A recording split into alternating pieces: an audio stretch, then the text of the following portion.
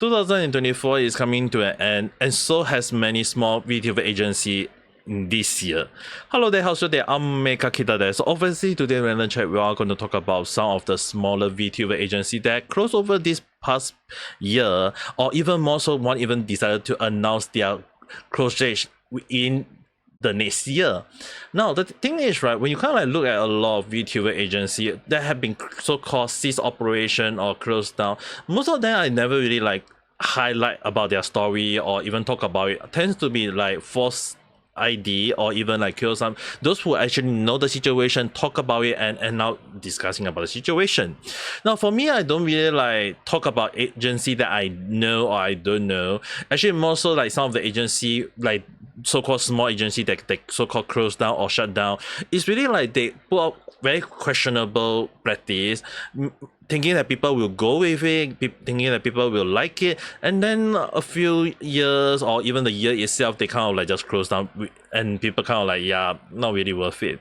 Now, one of the VTuber agency that actually announced their so-called close date within the next year is Netcell. Now, this, in case anyone want to know what kind of VTuber agency out there, is actually basically a, just as a refresher, at the start of the year, they actually debuted 27 talent within 3 days, and they all are supposed to stream within an exclusive app, which is technically to set up a so-called battle royale between the streamer. So if anyone want to watch some of the live streamer, they can have, instead of like watching on YouTube or Twitch or any other platform out there, they must go to their own apps where people have to download and sign on, and then after that you go and start using it to watch some of the live. Obviously looking at it, it kind of like seems like a great idea at the time to them, but obviously with the close date of this announcement, obviously is just basically telling that it is a bad idea in the first place. More so on the part where people actually did talk about it initially, that how it was technically a bad idea, when most of the people who watch VTuber are mostly on the either VTube on the YouTube or on the Twitch. Now, considering that this kind of practice is not unheard of, but at the same time there is also many other agencies with very questionable or problematic kind of behavior. Now at the same time, another VTuber agency that's also kind of like announced their close date on the day itself, and I kid you not, that they are not like Veteran, an agency based in Singapore, which I know of it, but not a lot of people, considering that the number of followers they have is really not a lot. But they are based in Singapore, a VTuber entertainment agency, and they kind of like announced their close date on the day itself. And I mean, like, the day is, no one can lie about it. Now, is it that not a lot of people using it, or is it that some of the talents really are not worth it? In a way, for me, I would definitely say that as a Singaporean, if anyone are really questioning about my nationality, well, the thing is, right, Singapore have a very funny mentality where they basically like, if it's not sell, they stop it, they quit it. And I see a lot of like so-called Singaporean VTuber or Singapore talents, if you want to use it, that they never really last for long. Some even lasting for like within a month or two, some even within the year or two, when they're not growing as much as what they seen online. So for me, who have been like VTuber for over 3 years already, how am I still staying strong? Basically don't have the same mentality of a normal Singaporean. So the thing is, right, just keep on doing and doing and doing, and to me, I'm seeing growth, but any other Singaporean would have actually quit long ago. Now, it's really kind of like one of the moments where sometimes I even have to encourage some of my fellow Singaporean VTuber and telling them to keep moving, do what they want, and even trying ways to improve on what the thing they can do. Like at the end of the day, once you reach a specific time, it's really kind of like when Singaporean is very realistic, they just basically just go with the idea that if it doesn't sell, they quit. They really kind of like stop at the one last small little tiny strike before the goal mine that they reach. And it's really one of the sad things that happen in many talents in Singapore. Now, that doesn't mean that it's a bad thing. It's just that in a way they know they have a limit. But quitting at the right moment before they showcase their talents, or even with the idea of thinking that, hey, it won't sell, just don't do it, it's really kind of sad. Now, at the end of the day, is it like comparing like a company that is created based on dream, that on a land that is basically more having like realistic thinking, or an agency that decided to just say that, hey, we create our own app is and you have to watch it along the line, is it a good thing? Well, the thing is, right, when you kind of like have a lot of like big competitive such as Hololive, Holostar, Niji Sanji, Face Connect, or even like Vsojo, yeah, you really want to go with the idea that you want to sometimes even use the bigger name out there and then go from there. Even like Hololive themselves, right, did not really like start out small. Some of the talents they bring in, like the Gen Zero themselves, do make use of some of the talents beforehand that they already built on their own brand, such as Sakura Miko. So the thing is, right, some of the talents, when they say that, hey, let's just use them, it's sometimes you have to like use talents that is already have a brand. So you can't really like bring company that, why do they want to hire people with some sort of like having a base in or have their own community in a way. It's precisely because like bringing that community to their company is to help the company spread and became well known within the industry. So when you kind of like start out small, or when you start from scratch, you are just basically starting from zero, and trying to sell something from zero tend to be a tedious task. And Nestle and Veteran is really kind of one of the agency out there that start out trying to start from nothing with the good intention in mind, but end up being kind of like a failure, because at the end of the day, if it's not making money, you are not going to make money, and you're going to be just basically losing money. Now, this ain't the only one out there that kind of like being so-called doing the same thing, considering that even at the like some of my random chat, I talk about some of the agencies such as Kawaii Production or Amber Glow, as well as Prism project that is under Sony also being so-called closed or shut down. And it's really one of the moments where you kind of like have to see that, to even like the Prism project itself, right, while it is considered so-called one of the biggest or even mid-tier, if people want to go that route, agents are one of the Vtuber agency out there. And if Sony decided to say that they wanted to shut it down, it's probably because at this point of time, anyone who know about Sony mean that, oh yeah, Concourse losing money, they need to push money. Yeah, if an agency is not making money, obviously they will just go with the idea that, hey, let's just shut it down. It's not making money, it's not worth it. Obviously, but sayonara. So at the end of the day, it's really kind of like sad to see this kind of thing. Like a lot of agency is just basically at the end of the day that I mentioned all the time in my random chat or in even my live stream, that if something is not making money, you are going to have a moment of separate, like departure, separation, or shutdown, or whatever you want to call it. Now, it's really kind of like sad, and you can't deny the part that money is what made the world go around. They have to like make a lot of money, and in a way, when you think about like situation like Niji Sanji, why is it that they are so greedy? Why they always want to extort their talents? Why they treat their talents as employee for making money for them? If you kind of like look from their perspective, they are really wanting to make more money. It's what that money that helped to make the company keep on growing, keep on sustain, and in a way you really can't saying like, hey, is Niji Sanji a bad company? If they are trying to like stay within the industry as long as they can, obviously at the end of the day, you can't blame them for trying to extort their own talents. Now, the thing is, right, it's really kind of sad to see this kind of thing happening, and considering that a lot of smaller agency out there has shut down over the years, and even like some that is like appear within like a year itself and they shut down within the year, or even like trying to come up with new ideas to stay relevant. But the thing is, right, when you think about like some of the agency out there, in order to like so-called sell a product, you have to, what they call it, be unique.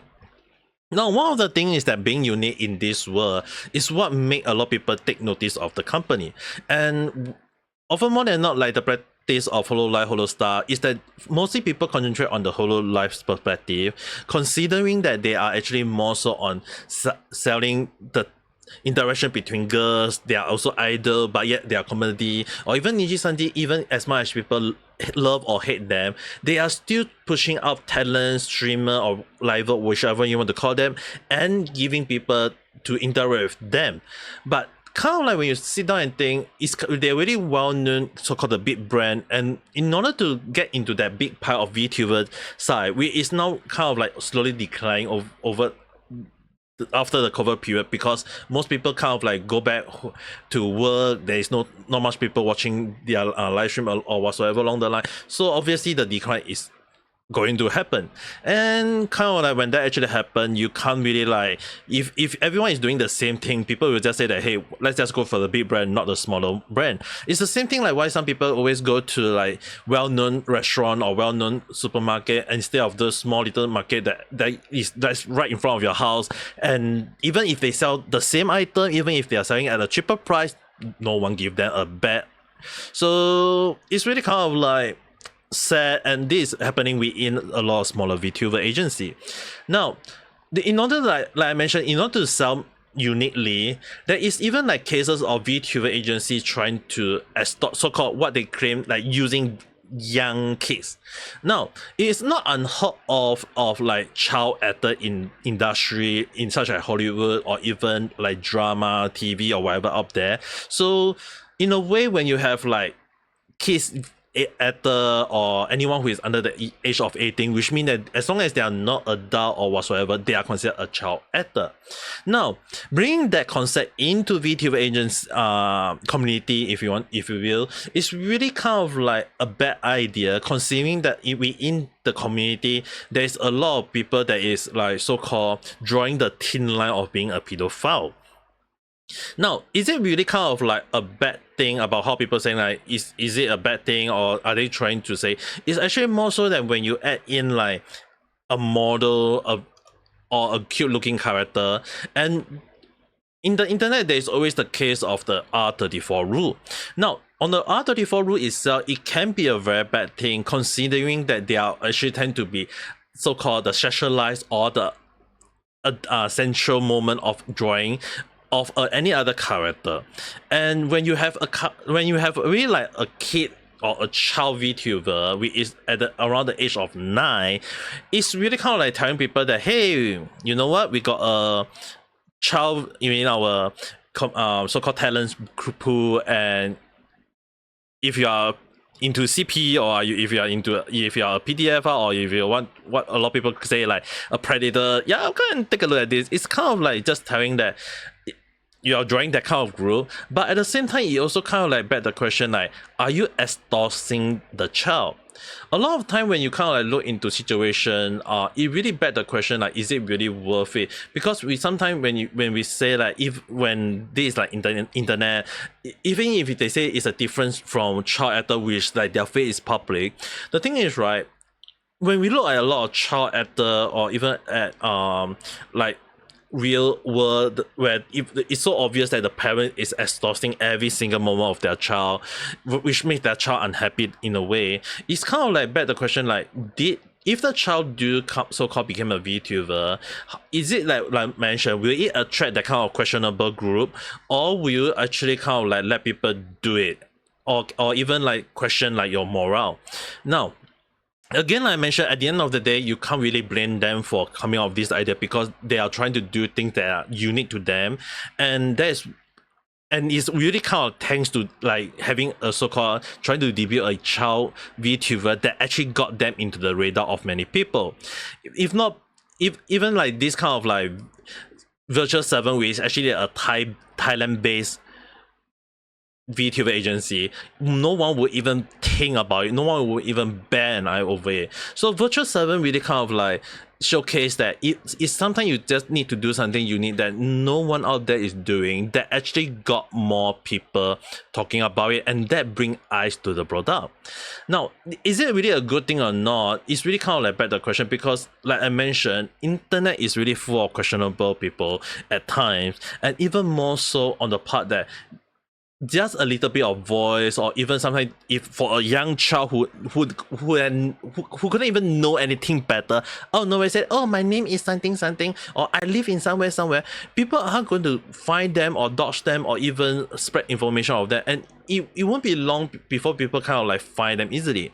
Now, another thing is, right, if the company say that it's under collaboration, which they later kind of like announced in their statement in like they have like so-called therapy to help even calling their own team which is babysitter, and like they really use the word babysitter to like do so-called a lot of things and trying to prevent like the child from doing over 1 hour of stream once per week along the line. So when you so-called put a lot of like things in place to so-called prevent people from extorting it, you really kind of beg the question like, is it really worth it? I mean, like, there is a reason why even till now a lot of people don't welcome underage people to the Vtuber agency. It's because sometimes it's really kind of like beg the question like, can the kid know any better? Is it that the kid wish to do it? Then in a way you have to ask the question like, if they are making money out of it, does the money go to the child? Because often more than not, when a child is being so-called working, it has to go through 3 different steps. Number one, the welfare and labor within the government or the country itself, as well as the parents or the guardian, and the last one being the company itself. So if, let's for example, that this child earn a lot of super chat or even ad revenue from YouTube, then is the money going to the child or not? If the money is being so-called have like after cut from the YouTube, being given some to the company, given some to the parents to help safekeep, and if the money is not being given to the child, isn't that considered extortion? It's really bad the question on that end, and it's really one of the things that people need to understand is, at the end of the day, it may not came to light, even if the child in the future said about it or come clean about it. So it's really one of the things that is very questionable, and this is not really like the only VTuber agency out there that actually did this kind of questionable practice. There's like two of the agency that I have covered earlier this year, that is basically the Wactor and Akio app. Both agencies which I've been very vocal at the start of the year when I talk about it, or even last year itself, because they kind of like extort their talents, either like don't pay their talents or trying to make them pay for something that they shouldn't be paying. And even if they are supposed to pay their talents, the money go to the company for somewhat reason. So it's really like beg the question like, is company up there really worth supporting? So when you have a lot of VTuber agency out there, big or small, it's really like when the good one need to stay long, they never stay long. But when you come across like questionable practice by a company, they often more than not like don't last long, or even like even the Nestle situation, right? A lot of people say that just because you set out your own app and that you have 27 talent fighting within the app for the viewer. So imagine if there's only 1 or 2 viewers and there's like 27 talents are streaming at the same time. The question is like, who will the viewers view? You can't tell the talents to go and all fight just for that one viewers. So it's really one of the question of like one of the time when you have to ask like, trying to sell something unique or trying to do something unique to stand out from the rest, and yet it never lasts long. It's really one of the things that it really like, is it really worth it? Even the agency like I mentioned that don't even deserve to be shut down still end up being shutting down, and it's really like, it's kind of a sad thing to see. Like even like there's many VTuber agency out there that never get to like announce the so-called closure to many people, or even many people covering it. Like one of the cases that I can come across is basically myholotv. Not my it's not technically the not really like, not to confuse with Holostar. It's actually another VTuber agency based in Malaysia. Now they also kind of like announced that they so-called announced that they will be inactive, not saying that they are shutting down, but they kind of like lay low or kind of like being inactive, hiatus, whichever word you want to call for. So in a way, if in the future after the announcement they say that, oh hey, we are not going to be active anymore, it really showcased that it won't be long before they shut down. So it's really one of the moments where you have to sit down and think like, is VTuber agency small one are all shutting down or not sustainable, or is it that there is already too many big name VTuber out there, or many smaller VTuber indie is as well fighting over the position of viewership. The thing is, right, at the end of the day, it's really like make the question, you have to like see that the success of indie VTuber as well in recent months has showcased that even an indie VTuber doesn't need a VTuber agency to grow. So when you kind of like have that kind of like situation happening, I wouldn't even be surprised that more and more VTuber agencies are just going to shut down in due time. Even next year, it won't be a kind of like an uncommon thing.